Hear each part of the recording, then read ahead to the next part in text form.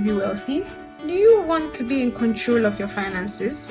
Do you feel like you mostly get financial advice from people who are trying to sell you a bank's products? If your answer is yes to any of these questions, then stay tuned because you are at the right place. Welcome to Money Convos, a club committed to helping people achieve financial freedom by providing education and guidance on personal finance and investments. We have a group of experts who share their knowledge and give practical advice with no strings attached. At Money Convos, we have candid, mature conversations about wealth, how to create it, grow it, and protect it. We share our experience and encourage our audience to share theirs and ask questions. Join us every Thursday on Clubhouse at 7 p.m. GMT. We also have book discussions that bring out practical lessons. So far, we have read Dumb Things Smart People Do With Their Money, The Richest Man in Babylon, and The Millionaire Next Door. Most importantly, we have one-on-one financial coaching sessions where we guide individuals through setting financial goals, retirement planning, budgeting, investments, risk management, and so many more areas. The goal is to get you to financial independence from whatever income level you're at. Follow us on Twitter, Instagram, YouTube, Facebook, and Clubhouse. The handle is at Money Convos GH, or send us an email at moneyconvosgh@gmail.com so we get you started on your journey to financial freedom. Now that you're all caught up, let's head into our next conversation.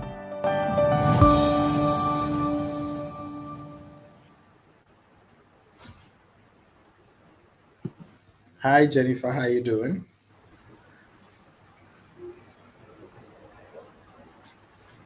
Can you hear me? Can you hear me? Yes, I can hear you now. Okay. How you doing? I'm doing well, thank you. And you? I'm great. I see you're rocking some new shades. Oh wait, glasses. Yeah. Nice, you're looking good. Life is treating you Thank well. you. And this time I can You are say saying it that from a you didn't see genuine. me yesterday, but anyway. Yes. So I was gonna say this time I can say it from a genuine point of I haven't seen you today. Anyway. Okay, welcome back, everyone. It's been a minute, but we are continuing with our book on the Warren Buffett Way, a book by Robert G. Hagstrom. And we first took us an introduction to it, and then we are coming to talk about another, the third chapter, the 12 tenets of investments, or what's it called? Yeah. It's under buying a business, the tenets to look out for.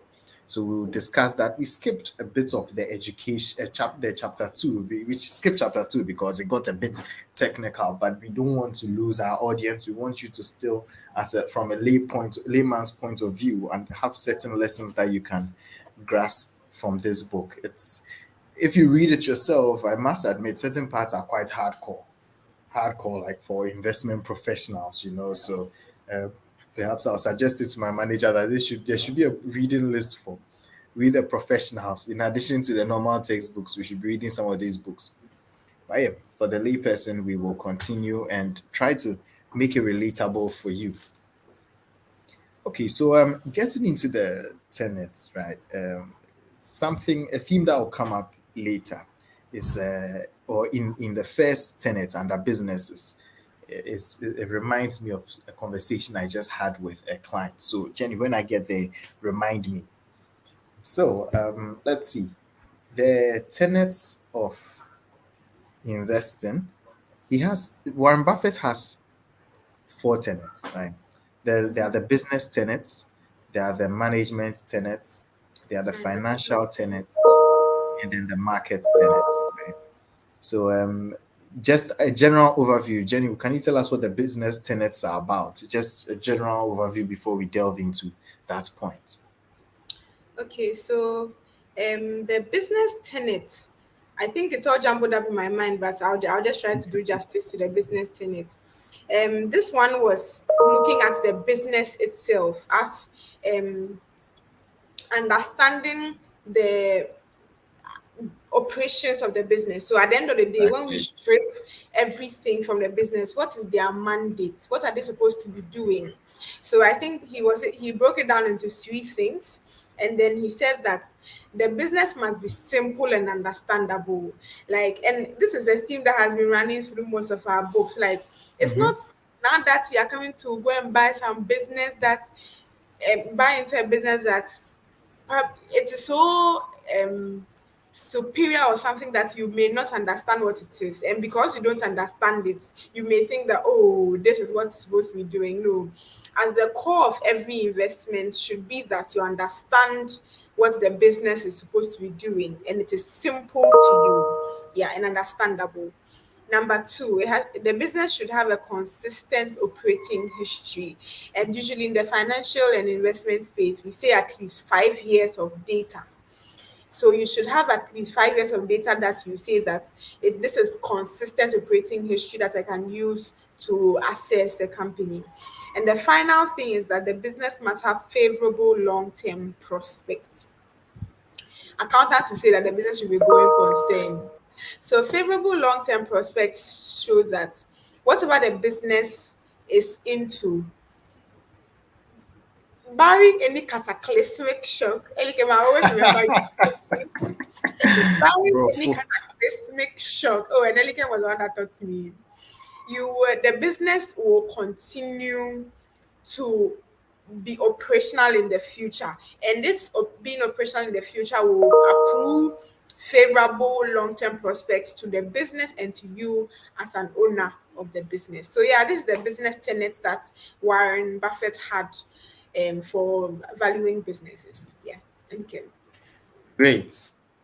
So those are just the reason why he looks at business tenants in this way, in this, like you say, he simplifies it with these three questions.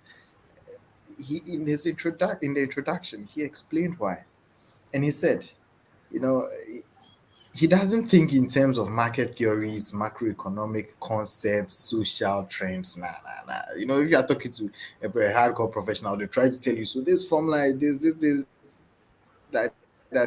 Don't tell Jennifer I said this here. But yeah, they'll try and tell you that this is like this is like that. This is how the market is going. Yes, it's good. It's all good and well, right? But he is focusing more on how a business operates. Is this pretty much? Is this a good business to run? Is this a business that I should keep it? I should be keeping my money in.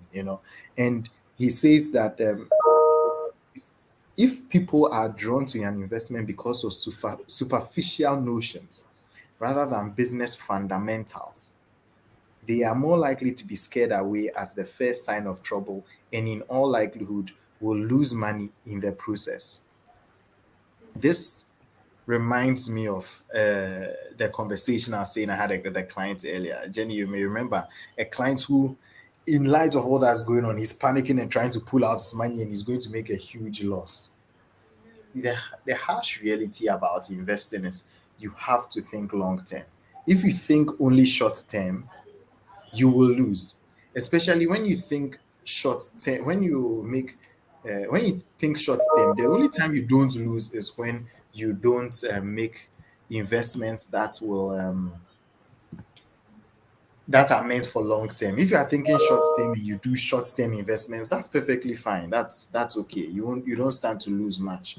But the problem becomes when you are making long term investments, and yet you Sure. are thinking short term, and you are so concerned about what's happening in the short term, or when you want to make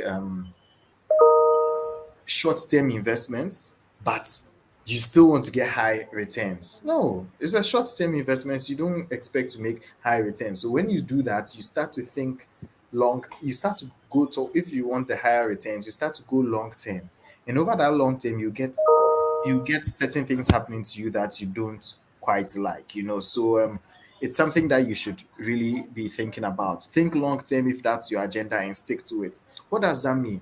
It means you can allow the business to go through its process, through the ups and down, allow the business to go through its process without being affected by you being worried, right? More of that when we get there. So a bit more about business tenets, right? Delving into it, the simplicity Jenny explained, it's what do they do? They sell salt. Okay, simple. It's Amazon. What do they do? They sell their retailer, or people can list their stuff on there to sell. So, okay, fine. It's simple. It's true that there are certain businesses that can be quite complicated. But guess what?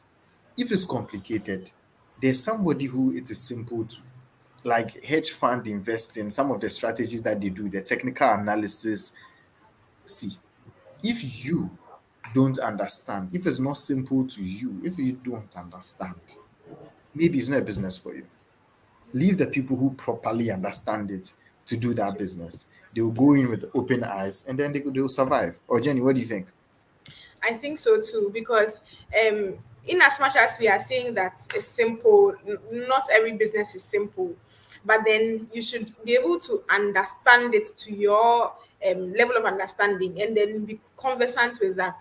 Leave the sort of more intricate ones to the professionals. But then, if as we are talking more to individual retail investors. Try to understand the business, and then as you when you do, and then you can answer some questions like, what do they operate in?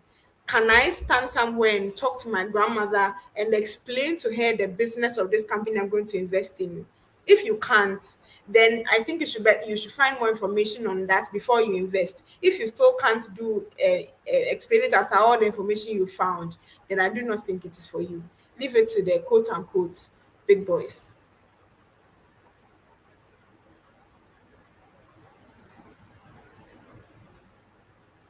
You're muted if you're You want speaking. okay. All right. Yeah, yeah, I wasn't getting no feedback. Okay, so here it's you leave it to the big boys, right? You can't chill with the big boys. You can't bamba. Okay. And then on consistent operating history, this is where you start to realize that Warren Buffett is not your everyday investor. It's Sometimes very I not hear people, a Ghanaian investor. oh my days, let's not even go there. Let's not even go there. The average Ghanaian investor, equities and equity mutual funds are not for the average Ghanaian investor. Like we can't think long term. We are afraid of it. But you see, interesting thing is some people have done 91-day treasury bill, and rolled it over Roll it for over. 3 years Yeah, without touching yeah, it. Or yeah. even 5 years without touching it. That's bad. But if you're able to think forward, think forward and lock it in for that while, at least you are still in a safe investment, right? Okay, so I was thinking of something when I thought of consistent operating history. You mentioned that, in our industry, when you're looking at an investment that has been running for a while, at least 5 years of history. So I look at a company like MTN. Now, if you're listening to this, please note that this is not investment advice. This is just me sharing an opinion, just assessing certain options, right? MTN, when they came to list, was pretty much a slam dunk. It was a slam dunk. This is a business that has been running Okay. for years, maybe under different names because there have been many acquisitions. But even MTS Cancom, that's the owner of the Parent MTN company. brand, they had been running for a while, so there was history, and there was not just any history, there was good history. There are a lot of businesses that are startups, right? And you realize quickly that Warren Buffett is not going to invest in a startup business. In fact, if you look at Ghana IPOs, usually not just IPOs, even on the private side, companies come to ask for money when they are in trouble. In good times, they're not willing to share the good stuff. Yeah, So you won't think they don't usually come in IPO to expand their business because, oh, we've been going so well, we want to expand. Now, when things are good, they would rather just reinvest it yeah. and grow it organically and then be chopping the dividends. That's if that's if they will if they are going to be behaving like the norm of taking the dividend. But even how many companies will say they will reinvest and grow so astronomically, right? So you realize that Warren Buffett wouldn't like these kind of businesses. He wouldn't do IPOs, but you would say that well, someone could have bought Amazon stocks some many years ago and they blew up. It blew up and they are millionaires right now. People could have bought Uber or Microsoft at the early stage, right? But Warren Buffett is not that person. If you want to go the Warren Buffett way, understand that consistent history, consistent history. All right. I want So, to add something to this consistent history. As all we are right. talking to investors, we are also talking to potential like entrepreneurs, people Hmm. who would want to list and then get seek investors later in future. You need to cultivate the information you keep, Hmm. historical data, separate your business from your person. If you can register it as not a like a company so that you have limited liability, I think that will be very good for you, so that you can have a company account and then judiciously keep your data in pristine condition. It will come in very very handy later on in life. Thank you. In fact, Jenny, is a very good point you mentioned. Acknowledging our audience will be wanting different, we'll be having different uses of the information that we are looking at. It's a very good angle to look at it because a lot of people would say, oh, when I went to the bank to get funding, they were being long, they took forever. But here's the thing, you go to the bank, you want funding, and you realize that you're not a registered company. You go to the bank, you want funding, and you've been operating for 5, 7 years, no audited financials. It seems like it's a chore but once you start doing business, just keep records, keep your transactions, all the things that you sold, all the things that you bought. Even if you don't do anything, if you can't do any balance sheet, whatever, every time you spend money, write it down. Thank you. Every time money comes into your business, write it down. Later, when the accountants come, they'll use it to build, but they can't build out of nothing. And then it's from these things that you have people think, oh, okay, you're a responsible steward. You are good at keeping money, so I can trust that when I give you my money, you take good care of it. Like, there are certain investments that when you invest your money with certain people, you just know that, okay, if business just didn't go well. It's not that they stole money from me. But if you don't provide good records, how will people know that you didn't steal from them? It's that kind of thing. I was telling a friend who was considering a business just yesterday. So once you take in someone's money as an investor, you have to understand that trust is key. You have to trust is very key. So, yeah, a very good point for people to remember. Favorable long-term prospects, man. And this is something I'd heard about Warren Buffett, and I'm glad it's written here and it's expanded. A business that can last long-term thinking, right? And he says, what are some of the things that makes a business have good long-term prospects? He's talking about a business that is a franchise, but he defines a franchise different from what you Different. probably know Yeah. franchises. Jenny, do you have that definition at your fingertips, or should I read it? Please read it. I have to look Okay, for it. all Okay, right. So I've he seen it. says, So okay. he defines a franchise as a company providing a product or service that is one, needed or desired, two, has no close substitute, and three, is not regulated. So this allows the company to hold its price and occasionally raise them without the fear of losing market share or unit volume. Exactly. And it shows you that when you build a good business, these are some of the things that you need to watch out for. You need to make sure that your business is desired. It's not just a fad. It's not just something that is here today. It's not face shields. It's not face shields. It's not just something that okay today you make. It's not the latest fashion. It's not the hot thing, and it will go out of business tomorrow. So that's a key thing you should look at. And he says you should build a business with a moat around it. If you've ever seen any medieval like a movie that is set in like old time, where there were castles and whatnot, there are some castles that are surrounded by like it's like an island or surrounded by a lake. So in the lake, they put crocodiles and stuff in there so that if you can't just jump the wall of the castle to come and attack them, the crocodiles will deal with you, that kind of thing. So that's what a moat is. And some of those moats are things that give a company a clear advantage.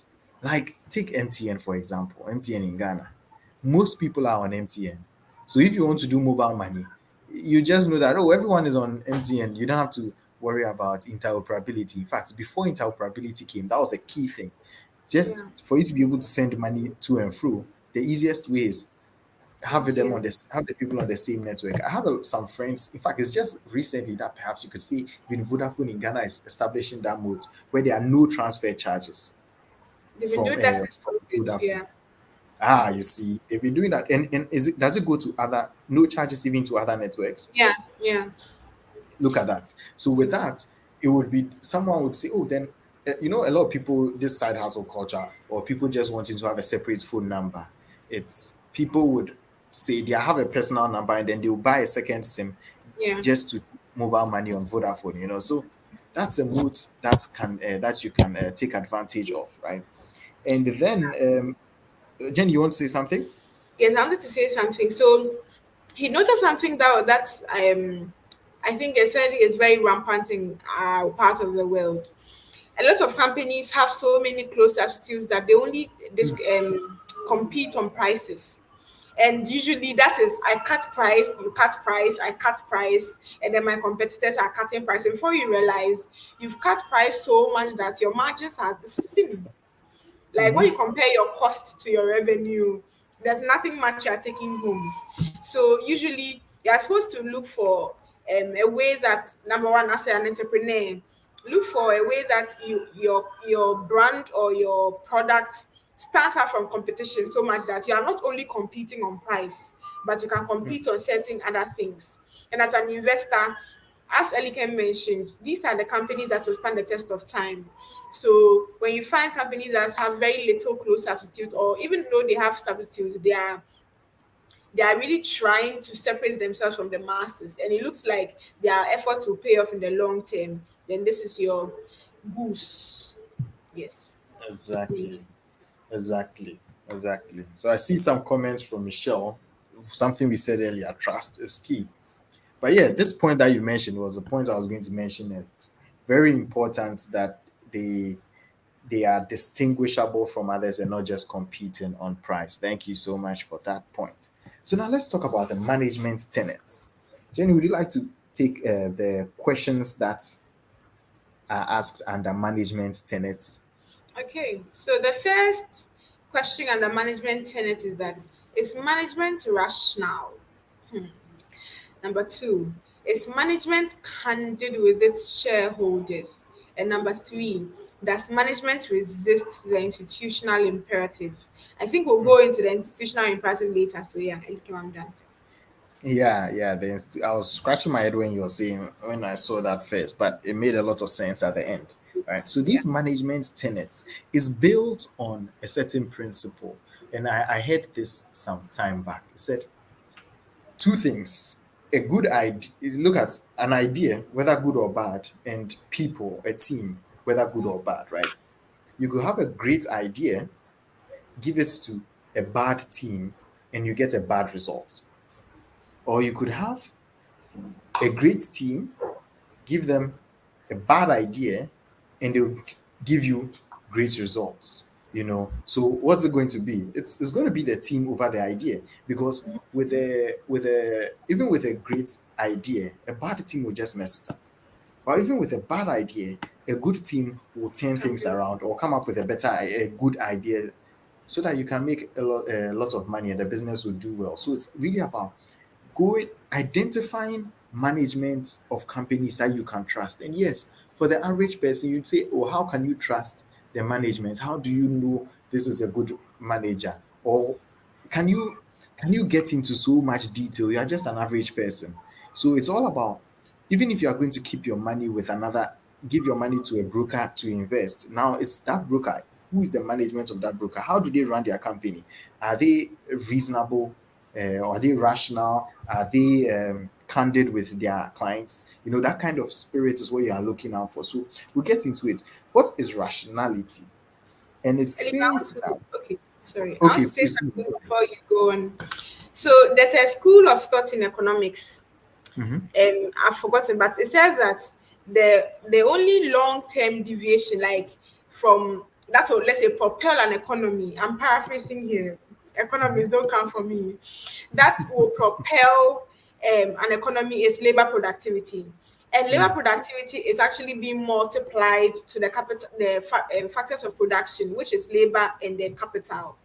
So the one of the best things to get as a country, as a people, as a family, as an individual is the labor component of everything that you are dealing with. If the labor stands firm, best believe that a lot of other things can stand firm as well, as Elike mentioned, even with the bad ideas. Thank you. Yep. Your econs teacher will be proud of you. But yeah, it's true that the researchers have done that work and come up with that theory. Okay, so on rationality, what is a rational manager, right? And Jenny, can you say something about who a rational manager is? How you can identify who a rational manager is? Okay, so the rationality has to do with how the managers allocate the company's capital. And Buffett says that this is the most important decision, because how you allocate capital when it comes to, let's say, deciding what to do and what to invest in and all of that is what will lead later into earnings of the company. So the decision on where to, let's say, reinvest, to either reinvest or pay dividends, looking at market conditions, all of that, it has to be founded on very practical and easy to explain um, fundamentals. And also the managers should be very mature when they are doing their analysis, and they shouldn't, as the imperative part, come just be following trends around left, right, front, center. Yeah. Yeah. Very good point and explanation. It's about how they allocate capital, and that means as the company is generating money, the money is for the shareholders. The shareholders are the owners of the business. So, what are you doing with the money? As you are making profits, what are you doing? Are you giving it back in dividends? Are you reinvesting it to grow the business, or are you buying back shares? Basically, what are you doing with the money? And it makes you realize that the way the managers of the company think through this will help you understand their logic. I'll use Amazon's many years ago, where they kept reinvesting. They weren't paying dividends for the longest time. They weren't paying dividends, and people will say, "Oh, it's not a dividend paying stock." However, they were able to reinvest till they got to a point where now they have put up a moat around them. They've developed their technology, they've developed their structures, they've developed their methods. Now they can afford to have that competitive advantage, and not anyone can just get in there and disrupt their business. So that's something that you need to watch out for. Some businesses may be paying dividends, but still not. Then that means you ask yourself this question: if they are paying so much dividends, does it mean that they don't have any new things that they can reinvest the company's money in to grow their business further? That's an important question you should be asking. And now this one gimmick I personally don't like: share buybacks. One, it distorts the pricing mechanism, makes things look good. So personally, I don't like that. But it sends a certain signal that if the share buyback is like the company itself will buy the shares from the public. Why would they do that? Say that, okay, certain people hold the shares, but we've realized that, okay, the price of, let's say, our company is 5 cedis, but we believe that it really should be 10 cedis. So you are saying that you are trying to send a signal to the investment public that, oh, this company actually is a bit is worth It's more more than than, this. yeah. Uh-huh. So it's cheap. In other words, it's what, don't call me. So you Yeah. yourself, you're going to buy more so that the people who already have some, it's like the value will be going Go up up. for them. Pardon us if we are getting a bit technical on this point. This is one of those things I said the book was getting a bit technical, but you as a layperson, if you are wondering how does this play out when you hear companies taking certain decisions like paying dividends, doing share buybacks. You should be asking yourself what's going on. Or maybe a company is not paying dividend. Don't rush to say that this company is not good. Some people buy shares. Oh my, they buy shares because they want to get dividends. Please, if it's dividends you want, go and buy treasure bills. Ah. Anyway, stepping away from the a bit more complicated to something that the book talks about, candor. Earlier we are talking about business tenets, simplicity, right? This is kind of related, and it's saying, how does the management communicate? Are they too technical? They are throwing jargons at you, left, right, center, forward.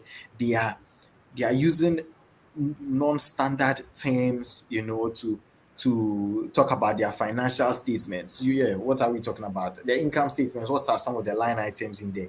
There's revenue or sales or turnover. There's profit. But now they are talking about different words. Adjusted this, none of this, that. Like different words. Charlie, that you as the layperson, you don't understand. And then you go and ask your classmates that you went to high school with, hey, please, you say you work in a bank. What does this term that they are saying? What does it mean? This company said they are doing this and they are doing that. What does it mean? Then the explanation that they are giving you, Charlie, they say they have to Google the thing that you've asked them so that they can explain it to you. You know that something is getting somewhere. When things are going like that, you just need to stop and ask yourself certain basic questions, right? And Jenny, do you know can you pick up those three basic questions or on keeping the numbers of a business simple? It's Um. under Okay. candle, so it's talking about. Okay. I Oh, found it. okay, go So ahead. the first is approximately how much is a company worth? What is the likelihood that it can meet its future obligations? And how good a job are its managers doing given the hand they have been dealt? And I think that, sorry, just before you come in, the hand they've been dealt is really important because it provides context. Yeah, Hmm. the situation they are in. Yeah. But just before we get into this, I just wanted to say something about the candor.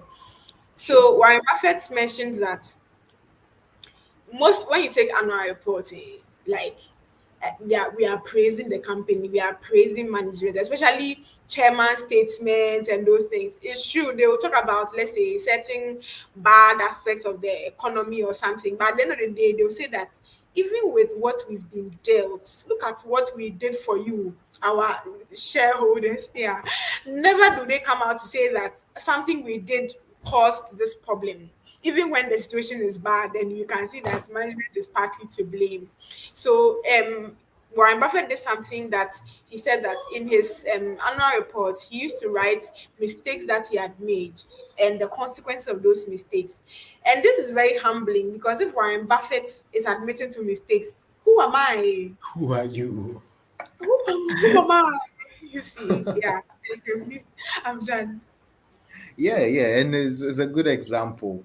Though one thing I liked about this book is they showed that Warren Buffett, even he running his own business, Berkshire Hathaway, is applying that principle. So the Yeah, same criteria he's using to judge people, people he's using it to judge himself, right? himself. But Yeah, the book admitted that, you know what, Warren Buffett has that luxury yeah, because yeah, he owns such a huge percentage of the company that no one is coming to sack him.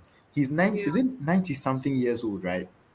And Mm, he and Charlie Manga, who is even 2 years or so older than him, they are in their 90s and they are still running this company. Like anyone would have said, these people should have retired 30 years ago. yeah. They should have retired before I was born. I know. How can you work more than half again after you retire? Oh my After the days. retirement age. Yeah. Okay. And they are still here, they are still sharp, and he's still Yeah. drinking coke and eating Burger King. But yeah, and running this company, right?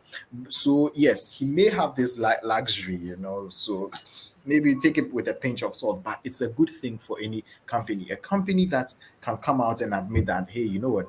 Sorry, we were wrong. We'll do better. Or we made Learn. this mistake. Yeah.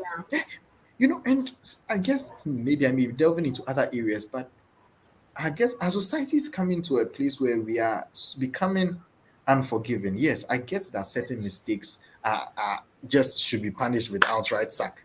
I get that. But there are certain things that people do, maybe even unrelated to the job that they do, but people still want them sacked. Like, we are humans and we may not get it right all the time, but it's about over the long term, after all is said and done, how was your tenure of office? Did you do what you were expected to do? Yes or no?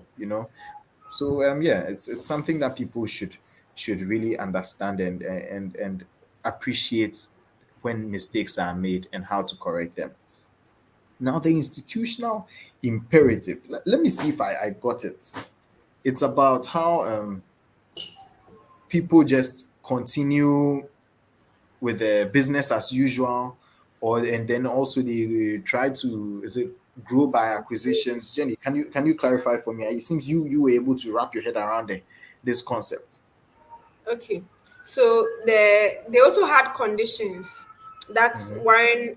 Warren Buffett believes that, the way I say Warren, as if I know him personally, like anyway, that Warren Buffett believes that the institutional imperative is serious and is responsible for a lot of serious problems.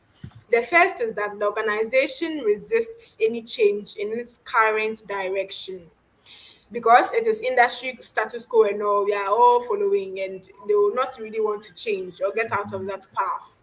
Number This two, is how we've been doing it all this time. Who are you to come and say we should change when it? I'll When buy, did you come? yeah, yeah. Okay. Just as work expands to fill available time, corporate projects or acquisitions will materialize to soak up available funds. Mm. And then the third is that any business craving of the leader, however foolish, will quickly be supported by detailed rate of return and strategic studies prepared by his troops. And the final is that the behavior of peer companies, whether they are expanding, acquiring, setting executive compensation, or whatever, will be mindlessly imitated. So Hmm. it is very true, and I want to, okay, take it probably one by one. The first is that they said they resist any Well, change. Mhm, okay, Jenny, at the risk of fine. nerding Okay. people out, perhaps we could Oh, just keep it simpler okay. without So going to the specific points. okay. So Warren Buffett really abhors groupthink or mindless followership, where it seems as if you don't have a mind of your Head own. We are all mentality. just going. Yes. And one thing that the third point really makes me laugh, because I saw a quote one time that said that no matter how foolish an idea is, and you will find a quote to justify it. Ah, is it quote that we are looking for to put somebody there to say that what we are saying is true? Ah, you'll find something to justify. Oh, So oh no matter boy, this is what a good an one. no matter what idea it is, you will find some measure of calculation to justify it. You just have to put it to due diligence and have people in the organization and in the industry who are willing to stray away from the pack and have conviction, Elikim. Mm, Conviction. mm, mm. Yes. And lastly, not to just be misusing funds because they are available. There's a company on the Ghana Stock Exchange, a bank that I won't mention the name, but I really like them because of their costs and even the way they invest their assets. So sometimes they can have as much cash as they have in investable securities, and you will think that these people are just staying and not doing what the industry status quo is doing, but then they are, at least they're not mindlessly following the crowd. They are doing what they think from the analysis will help the company, and at the end of the day they have other measures that they're able to still bring their bottom line in check, which is their net income, because their cost cutting is so serious that sometimes even with the so much cash that they have, they're still able to make more profits than other people who have invested almost all of their cash. So far as you can do, you get historical data to back your behavior and see if you are meeting your goal. Do not do group sync, but at least be measuring and then be have the objective of using hindsight to measure your goals and see if you are getting to where you wanted to get to. Yep. Yes. Group think. Let's follow companies. Let's look at companies that are able to think authentically and think on their own to be able to go forward, because it's really about growth. When you're investing, you really just want to make sure that this is a business that can stick around for the long term. But if you're just copying everyone around you, everyone will be the same and then no one is going anywhere. So yeah, very good point you've brought up. All right. Then there is, I guess we'll just quickly move on to the financial tenets before the market tenets. And just yeah, not to geek out on the financial tenets. Let's see. So this is what I love. And the example that, and close to an example that I've been telling my clients over time. In fact, especially these times, with these times, the markets are tanking. If you own certain assets, like if you own bonds, I know not a lot of us own bonds, but if you own bonds, perhaps you are fortunate to be a more sophisticated investor. Then, if you want to sell off your bonds, because some they were running 2 years, 3 years, 5 years, you're halfway down the line and you want to get out.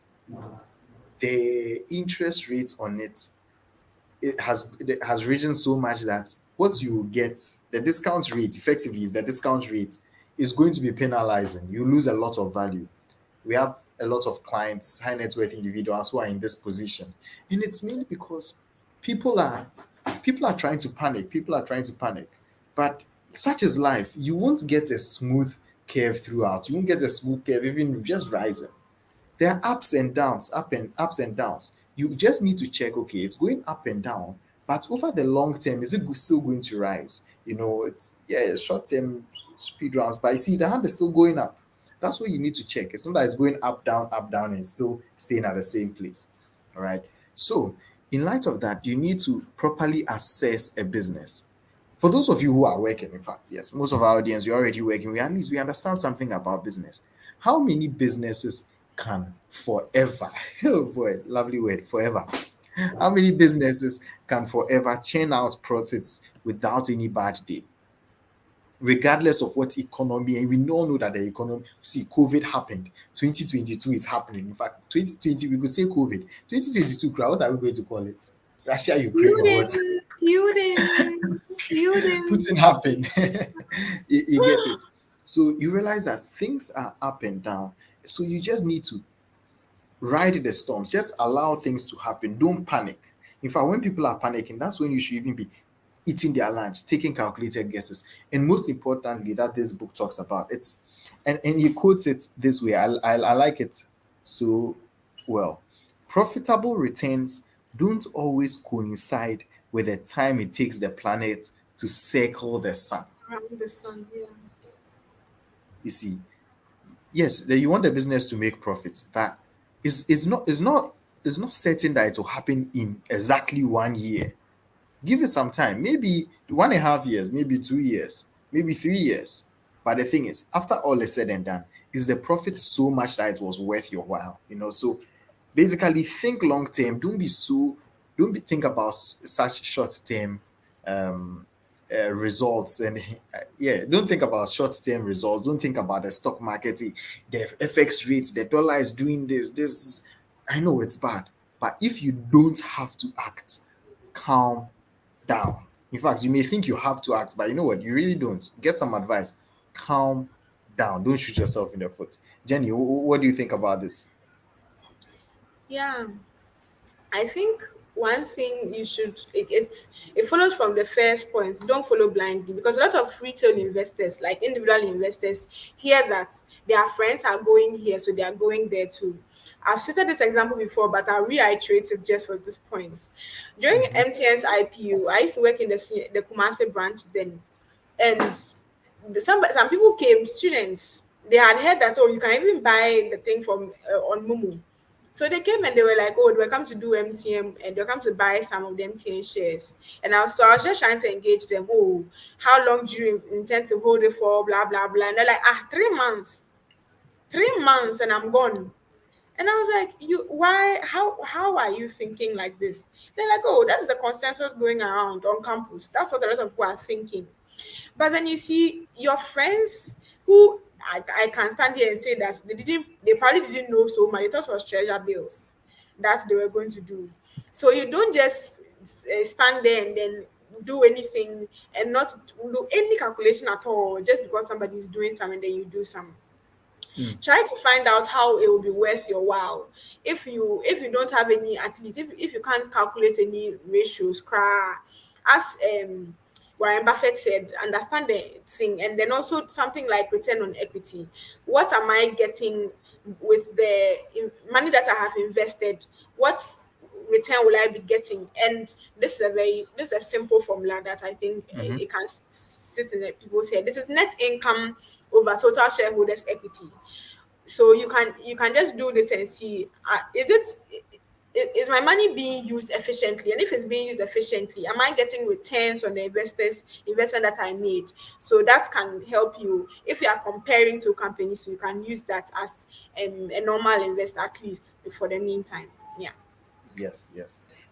Yes, the term is the return on equity. But let's see, if I were to break this down in a more lay way, how would we say it? We would say, okay, take the profits that the business got, or if it's your own business that you are doing, take the profits that you made for the year or for whatever period, for 1 month or whatever, and then look at how much you have already invested. And what you have already invested, your equity, is it's a function of the money that you put in the business to do the business, and also the old profits that you have rolled over. If you started, you put in 100 CDs, and then in year or 1,000 CDs, and then in year one you made 200 CDs profit, and you kept it in the business. You didn't take it out to go and buy kebab or beer. You kept it in there. So now you're at the start of the new period, your equity in the business is 1,200. So in the next year, if you are making the same 200 CDs on 1,200, your base is higher. Year one, you did 200. Year two, it should go up. So that percentage should keep going up, or at least be stable. If the nominal amount is still in year five, you are still making 200.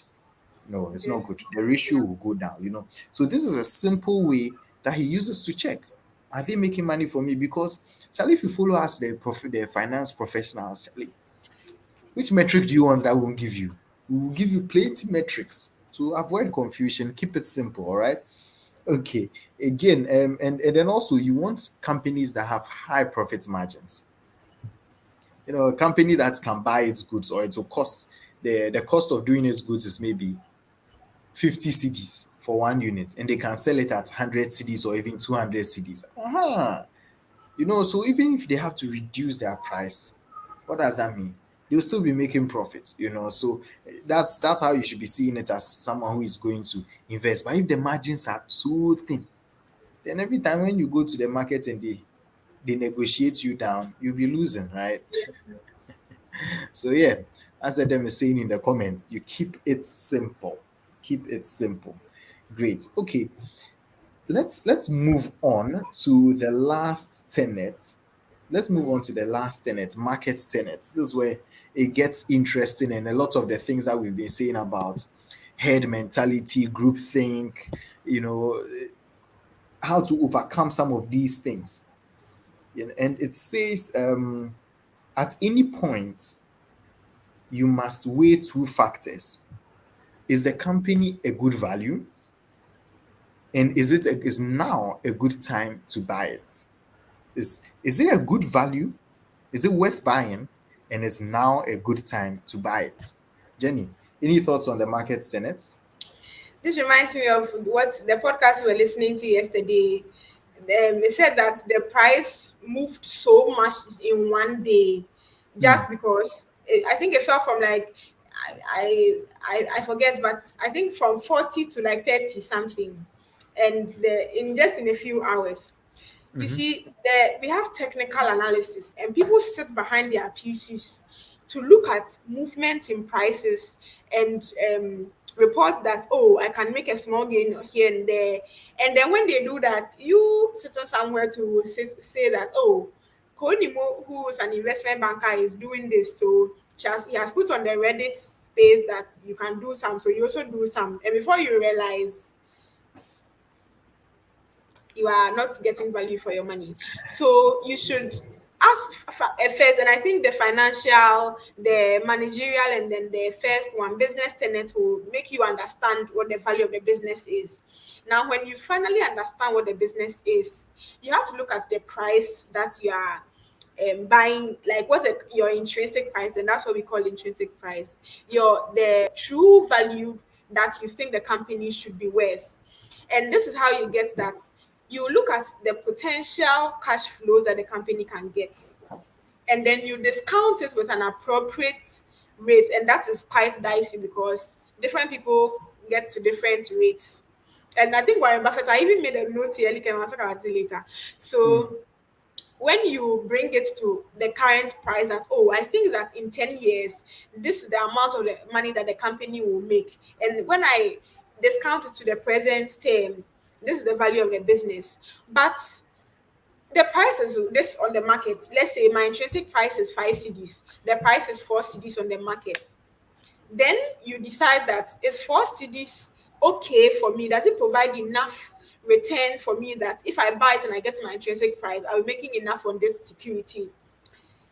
And Warren Buffett, I think he compares it with treasury bill rates or something like that in the US. If it's not going to give you something that, like, that is better, let's say you're comparing two securities, the highest one should be what you go for. And if you think that, let's say the price is 4.9, no, my intrinsic value is 5, there's not much risk because, as I mentioned, the discount rate is different for different people. If the rate falls small and then now your price is all over the place, does that mean that you won't be able to get the intrinsic value you thought you will? And will the trade even be successful? And will it give you returns? So that's what you should be looking at, making sure that the significant discounts that you are getting to its value is there. And then when you do it, you get returns for the purchase that you are doing. I also want to mention that transaction costs are a real thing. So make sure that you are adding all your transaction costs to the how you are looking at the returns you get from your purchase price to the value that you think the company will get to. Now, Elikem, sorry, before you come in, I was thinking that his intrinsic prices will be really big because his discount rates are lower. That is So food for thought. Yeah, okay. I get what you're saying. I get what you're saying, and it makes what he says makes a lot of sense. But let's not nerd out on our Yeah, audience we now. can have We'll this pick this discussion up later. Yeah. tomorrow. Yeah, yeah. But yeah, it's a good point to consider. Still on the timing, right? An example I'll give people is last year the stock market did very well, right? And a lot of people, in fact, I had to get set up a generic message that when people reach out on Twitter, I just tell them that, hey, this is it. Yes, you want to buy shares. Think about this. Think about this. It's risky. Blah blah blah.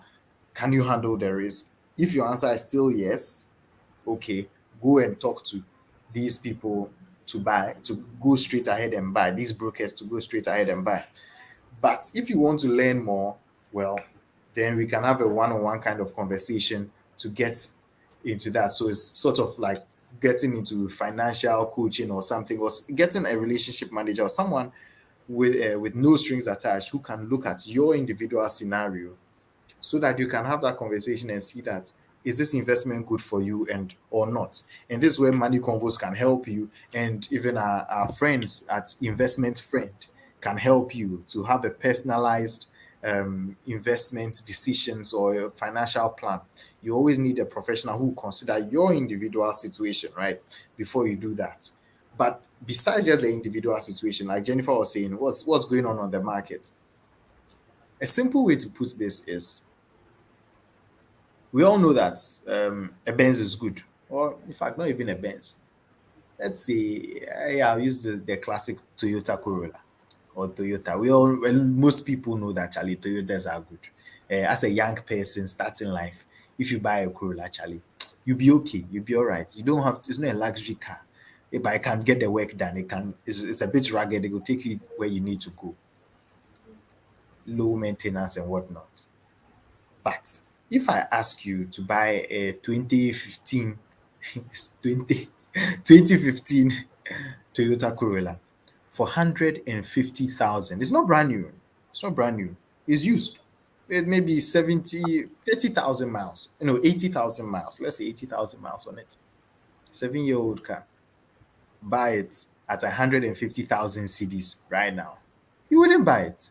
Why? Because you say, look on the market, you can get that for 50, 60,000 CDs. So why would you buy that car? It's just like that. We are not saying it's a bad car. It's a good car. But am I going to buy it at this price? No. Then many times you go to the market, you are going to buy something, and you say, no, this is too expensive. I shouldn't be buying this thing. Last time, how much did I buy it? I don't buy it at this price. Aha. It's that same kind of mentality. So when you're buying investments, especially those of you who've gotten interested in stock investments, this is where you need to stop and ask yourself, the price I'm going to pay, is this a good price to pay? If it's not a good price, don't buy it. And sometimes the price that you're going to pay is just about the time, like Jenny was saying. Now is not a good time because the price is too high. Wait, let the price come down a bit, then you can buy it. That's when it makes sense. And when you do that, you protect yourself because ultimately, when you buy these investments, your goal is that you sell it at a later date because over time the price will go higher. Now, let's say maybe you made a mistake and you didn't value the company properly. So you thought, okay, the price will get to maybe you thought the price will go from 5 CDs to 10 CDs. Okay. You think 10 CDs is the true price, but you come on the market and you see that it's going for just 7 CDs. So you buy it at 7 CDs and sell it at 10 CDs. That leaves you with a profit of 3 CDs, right? That should be around 40% profit. But when you can say that, okay, instead of buying that 7 CDs, I know it can get to 10 CDs, yes. But rather, you let me wait. When you go, if it can go down a little to maybe 6 CDs or even 5 CDs, let's say it comes to 5 CDs. Now, if it comes to 5 CDs and you buy it, you are protecting yourself because there's more room for improvement. There's more profit to be made when it gets to 10 CDs. But in the case where it doesn't reach the 10 CDs that you thought it will get to, if it gets to just 9 CDs, at least you bought it cheaper. So your profit is 4 CDs from 5 to 9. That's 4 CDs. Compared to someone who bought it at 7 CDs and it still gets to the same 9 CDs. Person's profit is 2 CDs. You see, you are protecting yourself by making sure that you buy at the right price. So don't be in a hurry to buy something because, oh my God, everybody says it's hot now. Stocks are the hot thing. Relax, calm down. Make sure that you are buying it at a good price. I know today we've nerded you out a bit, but that's the Warren Buffett way, right? So you still have to learn some of these things. And trust me, we avoided chapter 2 because you'd have been bored. You'd have thought you are in economics class. But one last thing I would like to say before, doing the housekeeping um, announcements is that I'll just read the last chapter. And it says, Buffett is often asked what types of companies he will purchase in the future. First, he says, he will avoid commodity businesses and managers in whom he has little confidence. So, two key things. Remember the long term thinking, Jennifer explained that a business that will last, that doesn't have a lot of substitutes.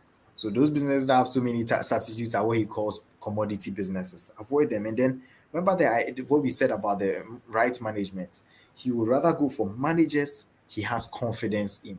Huh. I need to bring this example. I need to bring this example. Something he said about cost cutting. I know it's the last point, but it's a very good point. And then he said that he will purchase a company that he understands, one that possesses good economics and is run by trustworthy managers. So understand the business first. Let it have good economics. That means it can grow in future. It will withstand the test of time. And it is run by people you can trust. See, there's no honor among thieves. You can do very good business with liars and thieves. And guess what? All that money, you won't see it. They'll run away with it. So what good will it do for you? Good management is good. All right. So he said that it's not always a good guarantee, but it's a good place to start looking. All right. So that's the word from Warren Buffett. I just like to bring this example. I know we're running a bit longer today, but I heard a friend was saying that their business Still on the financials and no capital allocation and good management rationale. And a management that suddenly comes and says, "Oh, today we realize our costs are too many, we are cutting them." That's a sign of bad management, to be honest. A good manager should be prudent. Like Jennifer was saying, they are always cutting costs, they are always making sure that they are within limits, not always paying some fat bonuses and now they have to suffer. Imagine you have a friend who every time you see the person living shepe, living good life, buying bottles on bottles, then Like, you understand. It's a soft life. And then they'll come later that, Charlie, please lend me some money. Yes, I'll pay you back. I've gone into hard times. You rather prefer someone who is consistently having, is very financially responsible and won't have to cut down costs later. That's also a good sign of good management. So they're always saying recently, if you followed in the financial news, Tesla's cut 20% of their workforce and they are going to cut even more and they are putting a freeze on hiring. You ask yourself, why did they have to employ so many people in the first place if they didn't need them or if it wasn't sustainable? So yeah, word for the wise. He said, Buffett says it's no guarantee, but it's a good place to start. Okay, so for those of you who joined, Jennifer, thank you for coming, making the time as always to share the lessons that we learn from the books that we read. Thank you for everyone who tuned in. We hope that you do join us on Thursday as we continue with our Thursday conversations. This Thursday we are talking about cognitive and emotional biases. Cognitive and emotional biases. There are things about our persona that makes us just make certain bad decisions or wrongly assume things or certain things. We've done some maths, but the maths actually doesn't add up. We think that, oh, we are thinking the right way, but truly, we are thinking the wrong way. So come, let's learn about them. It's half the battle won. When you are aware that these are biases that you have, now you can start properly thinking. All right. So join us on Thursday on Clubhouse at 7 p.m. where we have these conversations and see which of the biases that we are prone to and see how we can overcome those biases. All right. So looking forward to that conversation. And if you are making the mistake of not following us on social media, please, on YouTube, subscribe and hit the like button and follow us on social media, on Facebook, on Instagram, on Twitter, everywhere. We hope to get on Twitter Spaces very soon. So watch out for that. It will be coming up this June. All right. Okay, then. Thank you so much for your time. And until Thursday, I would say it's a bye-bye and have a good week. Bye. bye and have a good week as well.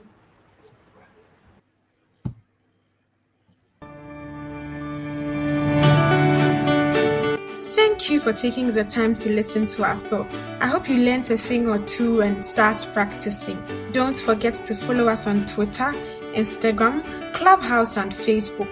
And subscribe to our YouTube and podcast. Do tell a friend about Money Convos so we all become wealthy together. Talk to you soon. Bye.